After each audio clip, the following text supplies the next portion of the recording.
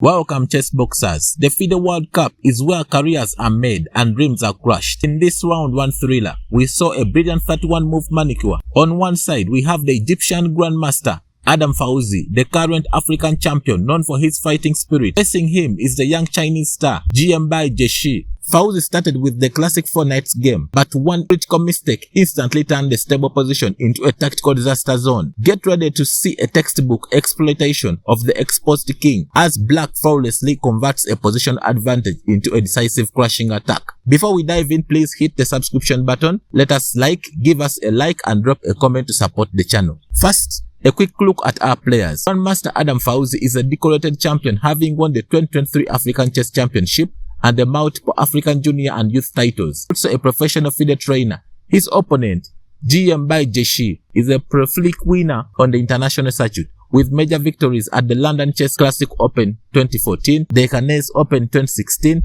Now let's see which of these champions blinked first. In the white pieces, Egyptian Grandmaster Adham Fawzy opened the game with 1 e4, and the Chinese star Grandmaster Bai Jinshi played e5.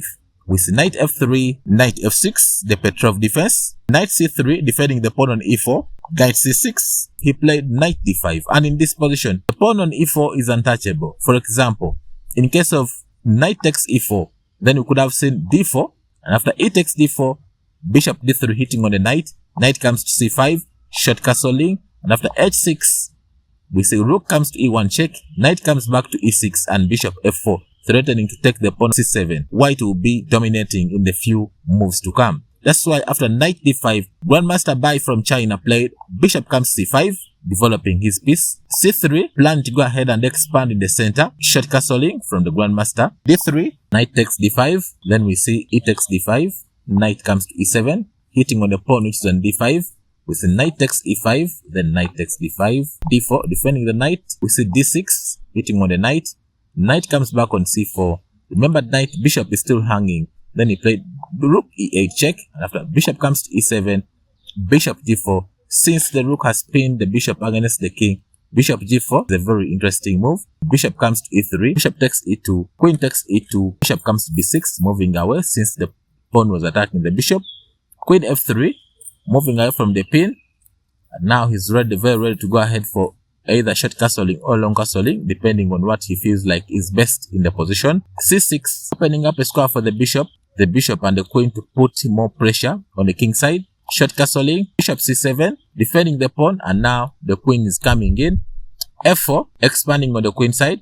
Queen h4, rook comes to e1, rook comes to e6, planning to go ahead and connect the two rooks and take control of the open file.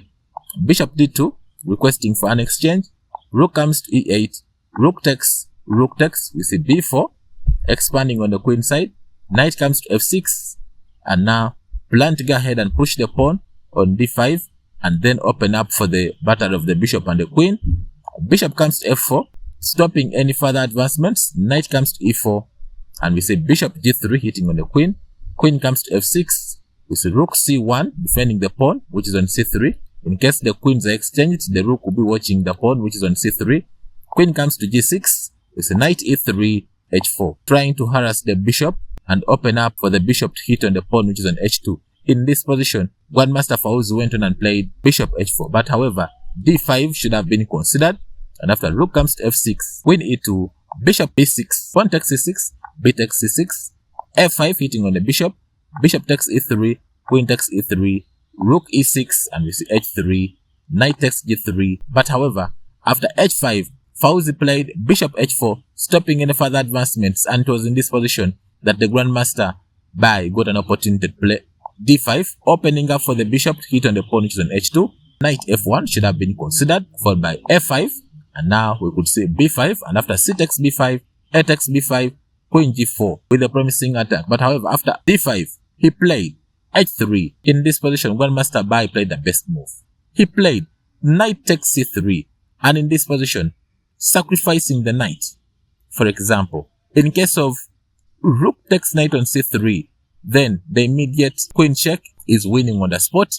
This position is so interesting. In case of queen coming to d1, then we just take the queen, and the knight can't take the queen, because if you take the queen, if you play knight takes queen, then rook comes into e1 would be checkmate. because remember, the bishop is watching over the h2 square. Let's go back. In case of after queen d1, in case of knight coming to f1, then in this position, the simple rook e1 is winning on the spot. That's why after knight takes c3, Fawzy tried b5, trying to expand further on the queen side. Queen d3, maneuvering the queen. All the potential checks are here. King goes to h1, moving away from the potential knight e2 check. Queen d2, hitting on the rook. Rook f1, defending the pawn and moving away from the queen attack. Queen takes d4. Fawzy went on and played queen takes h5. But however, knight f5 should have been considered, hitting on the queen and also putting an eye on all the squares and dominating the whole board. In case of queen comes to f4, queen takes f4, bishop takes f4, b takes c6, b takes c6, knight d4 hitting on the rook, and after rook comes to e4, knight takes c6, rook takes f4, bishop comes to d8, king e7. But however, after queen takes d4, played queen takes h5, rook comes to h6, hitting on the queen, and also remember the bishop which is on h4 is hanging because the queen and the rook are looking at this bishop. And after queen comes to f5, he played queen takes h4, and it was in this position that Grandmaster Fawzy resigned the game and Grandmaster Bai Jinshi won the game. Thank you so much for watching, and I wish you the best of luck in your games.